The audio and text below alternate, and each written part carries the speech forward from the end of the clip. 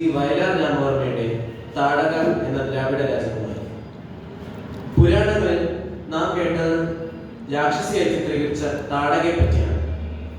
എന്നാൽ ശ്രീരാമചന്ദ്രൻ പ്രണയിച്ച ദ്രാവിഡ രാജകുമാരിയായ താടകയെ പറ്റിയാണ് നാം ഇന്ന് കേൾക്കാൻ പോകുന്നത്. വിന്ധ്യശൈലത്തിന്റെ താഴ്വരയിൽ നിശാഗന്ധികൾ മുട്ടിടും ഫാൽഗുനസന്ധ്യയിൽ,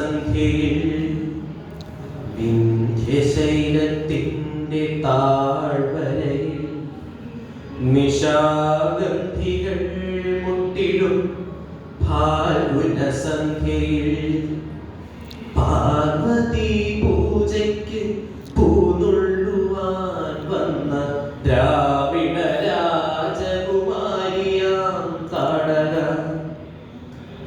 താമരച്ചോലകൾക്കക്കരെ ഭാർഗവരാമൻ തെളിച്ചിട്ട സഞ്ചാരവീതിയിൽ കണ്ടു ശ്രീരാമനെ.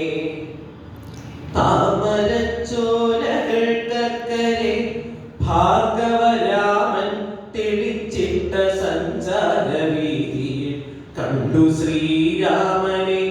ഏതോ തപോധനൻ കൊണ്ടു നടക്കുന്ന കാമസ്വരൂപനെ.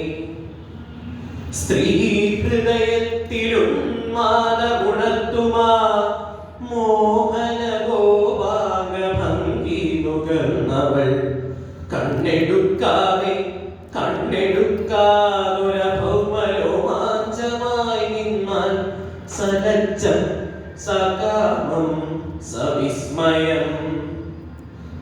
രാജീവ പുഷ്പശരങ്ങളെ ചാദ്യമായി രാമനിൽ മോഹം തുടിച്ചുണർന്നിടവേ താടി തടവി ചിരിച്ചു ചൊല്ലി മുനി താടകയെന്ന നിശാചരിയാണവൾ.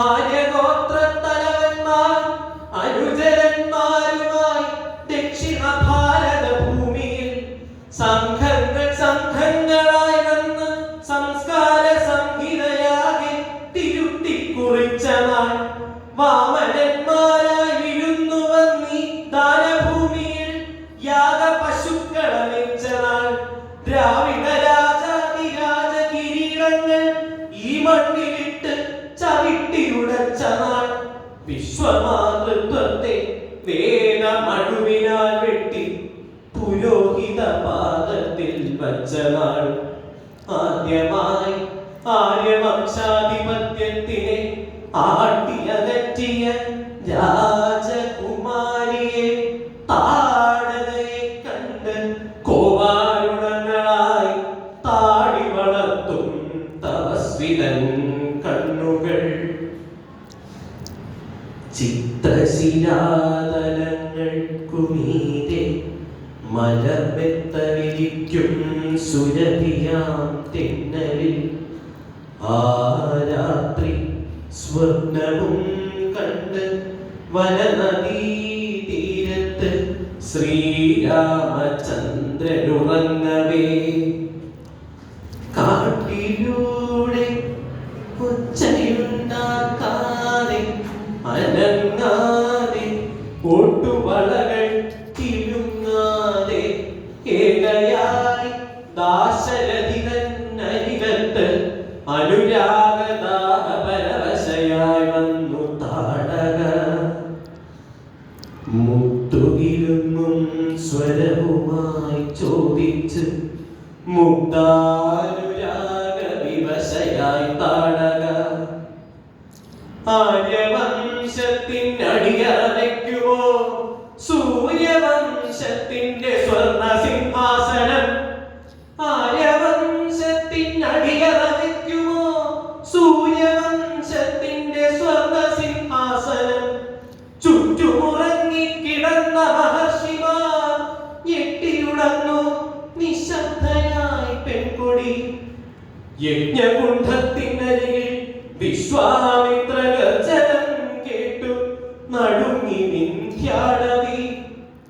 വെല്ലുകുലയ്ക്കൂ ശരം തൊടുക്കൂ രാമ കൊല്ലൂ നിശ